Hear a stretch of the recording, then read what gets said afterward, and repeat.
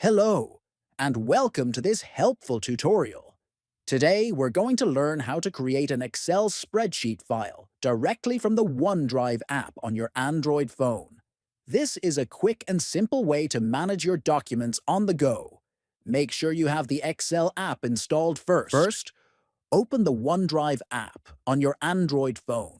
Look at the bottom right corner and tap the plus icon. From the menu that appears, select Excel Spreadsheet. A prompt will appear asking for a file name. Type in the name you want for your new Excel file. Tap OK to create the file. OneDrive will automatically open the new Excel file in the Excel app if it is already installed on your device.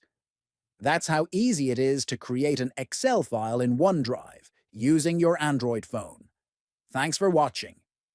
Don't forget to like, comment, and subscribe for more simple tech tutorials.